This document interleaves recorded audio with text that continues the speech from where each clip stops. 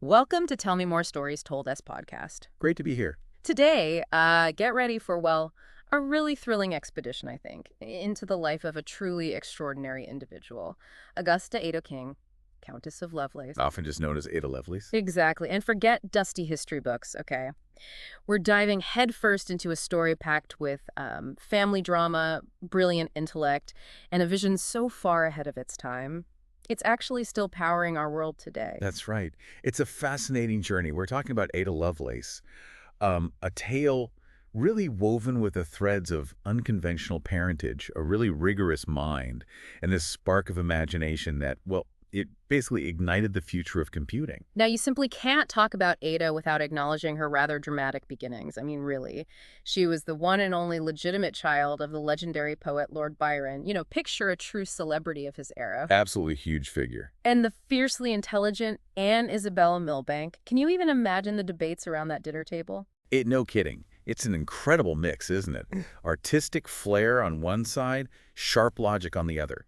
It undeniably shaped Ada in the most remarkable ways. Indeed. And her early life wasn't all, grand estates and intellectual sparring. Ada faced periods of illness, quite serious ones, actually. But also underwent a very deliberate and intense education, particularly in mathematics and logic.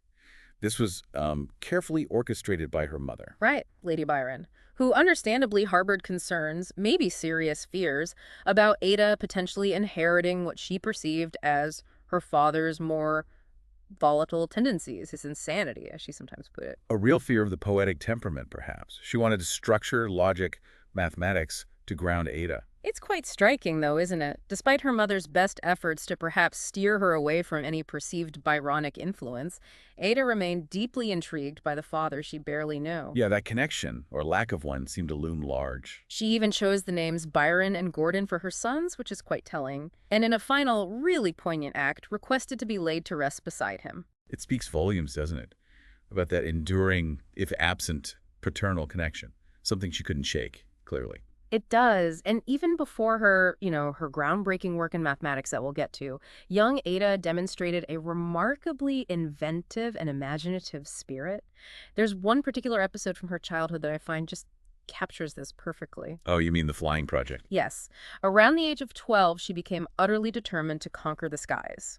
A 12-year-old aviator in the making. It sounds like something out of a storybook, but it was real. It really does. And with the same meticulous approach she would later apply to mathematical problems, young Ada embarked on a full-fledged personal research project into, well, the science of flight. She did. Diligently studied the anatomy of birds, apparently, experimenting with a fascinating array of materials for wings paper, oil silk, wires, even feathers. Wow, so she wasn't just daydreaming in a field somewhere. She was actually, conducting experiments, proto-engineering. Precisely. Real R&D. And it wasn't just about building wings and hoping for the best. She even planned to write a book, get this, called Flyology. Flyology, I love it. Complete with detailed illustrations, apparently. And her vision extended to navigation. She envisioned using a compass to find her way through the air. That's incredible foresight for a 12-year-old in the early 19th century. And here's where it gets really interesting, connecting to later themes, perhaps. She even considered incorporating steam power into her flying contraption. Steam power, seriously. This early ambition is such a powerful glimpse into her innovative mind, her ability to think systematically and imagine these, well, groundbreaking possibilities. It shows that blend of imagination and analysis was there early on. It truly is. From dreaming of steam-powered flight to, well, to laying the very foundations of the digital age, it's quite a leap. Let's jump forward now to her adult years and a truly pivotal encounter. The meeting with Babbage. Exactly. Her introduction to the brilliant Charles Babbage in 1833. Often hailed as the father of computers, Babbage forged an intellectual partnership with Ada that would, well, prove revolutionary. Indeed. Babbage was apparently immediately captivated by Ada's extraordinary intellect. He recognized her unique way of processing ideas, her grasp of complex concepts. And he gave her that fantastic nickname. Yes. Quite affectionately, he nicknamed her the Enchantress of Number. I love that, the Enchantress of Number. It really captures something, doesn't it? Their connection was profound, built on a shared passion for logic and the sort of untapped potential of machinery. And this intellectual synergy led directly to what is widely regarded as Ada's most significant contribution, Yeah. her translation of an article. An article by an Italian engineer, Manabria, detailing Babbage's analytical engine. Right. Now, for anyone unfamiliar, the Analytical Engine was Babbage's incredibly ambitious design for a mechanical general-purpose computer, a concept so radical for its time it's almost unbelievable. Think of a giant, intricate clockwork device, but designed not just to tell time or perform a single calculation, but to follow any logical set of instruction you gave it. Programmable, essentially. Mind-boggling for the 1830s and 40s. Absolutely. But Ada's contribution went far, far beyond simply translating the French article.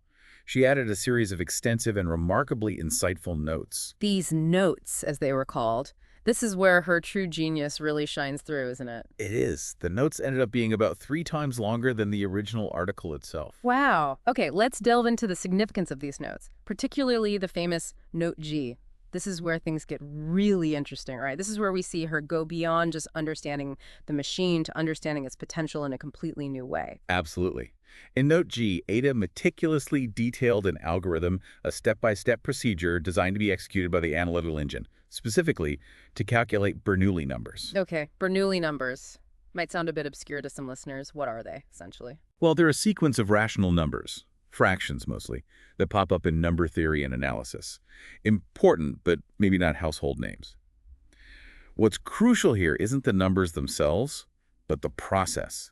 Ada devised a step-by-step set of instructions for the engine to figure these out. Like a recipe for the machine to follow? Exactly. And this is widely considered to be the first published algorithm specifically created for implementation on a computer. Think of it this way.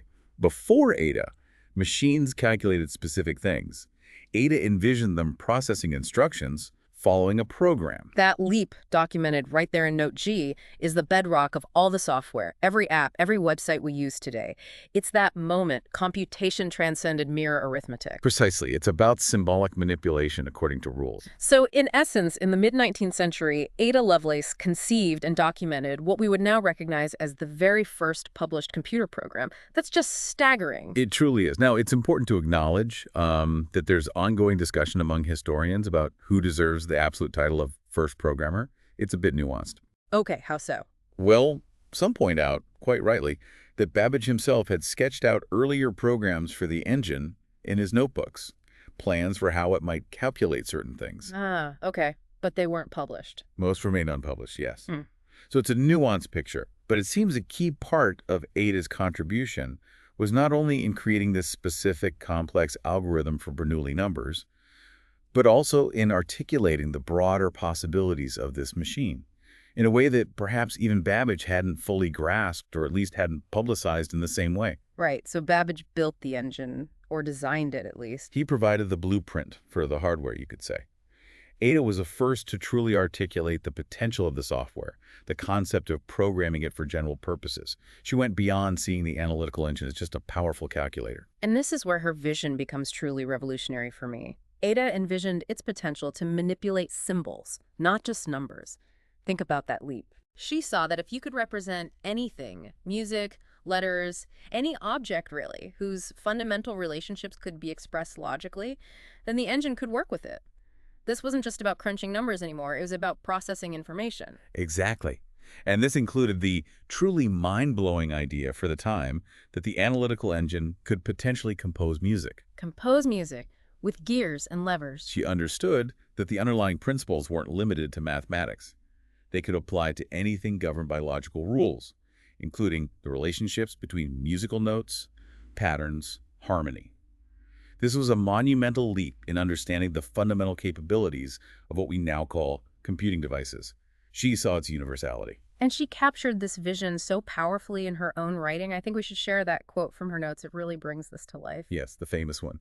She wrote, "The analytical engine might act upon other things besides number, were objects found whose mutual fundamental relations could be expressed by those of the abstract science of operations." It's like she had this incredibly clear glimpse into the future of not just calculation, but of information processing itself, the abstract science of operations.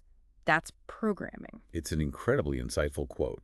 She understood the abstract nature of computation, that it wasn't tied to any specific type of data, but to the logical relationships between data. That's Sure. the core idea. And the impact of this groundbreaking work and her visionary thinking, it's still felt profoundly today. I mean, we see it everywhere in our digital world, don't we? Absolutely. The most obvious legacy, perhaps, is the modern computer language, Ada, named directly in her honor by the U.S. Department of Defense. Yeah. A very powerful, high-level language used in critical systems. A fitting tribute. Absolutely. And the ways we commemorate her legacy are numerous and continue to grow. We have Ada Lovelace Day, celebrated internationally every October. Right, to raise the profile of women in STEM fields, which Mm. is fantastic. It is. And there's the prestigious Ada Lovelace Award, the Lovelace Medal given by the British Computer Society. And the recognition extends far beyond awards and specific days, doesn't it? Educational institutions proudly bear her name. Like Ada College, a national college for digital skills in the UK, and the Ada Lovelace Building at the University of Bristol, and others too. There's even a statue of her in London, right? A tangible reminder of her enduring importance. There is, in Porchester Terrace Gardens. It's wonderful to witness her finally receiving the widespread recognition she so rightly deserves. She was overlooked for quite some time. Definitely. And here's a fascinating little tidbit, a fun fact that really underscores her lasting impact. Did you know that in 2015, all new British passports began featuring an illustration of both Ada Lovelace and Charles Babbage? Oh, is that right? I hadn't heard that. Yeah, page 48 and 49, apparently. It's quite remarkable to think that these pioneers of computing are now part of such a ubiquitous and, personal document. That's such a fantastic detail. What a powerful symbol of their enduring legacy, literally woven into the fabric of modern life. It truly is. Amazing. Now, if you're as captivated by Ada's incredible story as we are, and how could you not be, and you want to uncover more amazing tales of ingenuity and innovation from the annals of history, make sure you hit that subscribe button so you don't miss any future deep dives right here on Tell Me More. We've got plenty more fascinating stories waiting to be explored. Definitely subscribe. Now, while her work with Babbage remains her most famous contribution, Ada's intellectual curiosity didn't just stop there. It continued to drive her in her later years. She explored a variety of fascinating subjects. Yes, she did. She even embarked on a rather ambitious, though ultimately, unsuccessful, endeavor to create a mathematical model for predicting the outcomes of gambling. Ah, yes, the bookmaking scheme. With Babbage involved too, wasn't he? Trying to beat the odds at the horse races using mathematics. Exactly. It didn't end well financially, I believe, but it speaks to her relentless pursuit of logic and her desire to find underlying patterns even in seemingly random systems, still trying to apply math to the world. True. And her lifelong fascination with the intricate relationship between mathematics and music persisted throughout her life. It seems she intuitively grasped the deep mathematical structures that underpin musical harmony, even beyond the analytical engine idea. Sadly, her remarkable life was cut short far, far too soon. She passed away at the young age of just 36. Same age as her father, Lord Byron, actually. Oh, wow, I didn't realize that parallel from cervical cancer. And it's quite poignant, returning to her father, that her final wish was to be buried next to him at the Byron family vault in Hucknall, Torkard. A man she never truly knew in life. It underscores that enduring connection, doesn't it? That pull of familial ties, even in the absence of a lived relationship. A very final symbolic act. It does. But despite her relatively short life, Ada Lovelace's impact on the world is just immeasurable. She wasn't just a minor footnote in the history of science, or just Babbage's interpreter. No, not at all. She was a true visionary who grasped the fundamental potential of computation in a way that few, if any, of her contemporaries could have possibly imagined.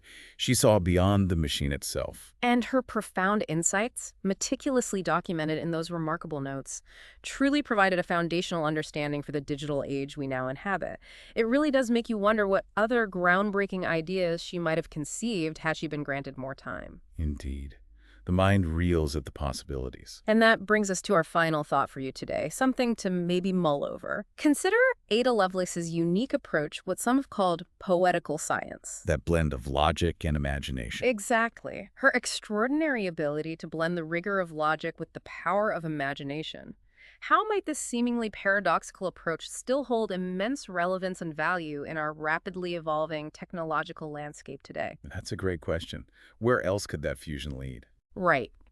What seemingly disparate fields might hold the key to the next revolutionary breakthrough if we could connect them with that same blend of, deep intellect and soaring creative vision?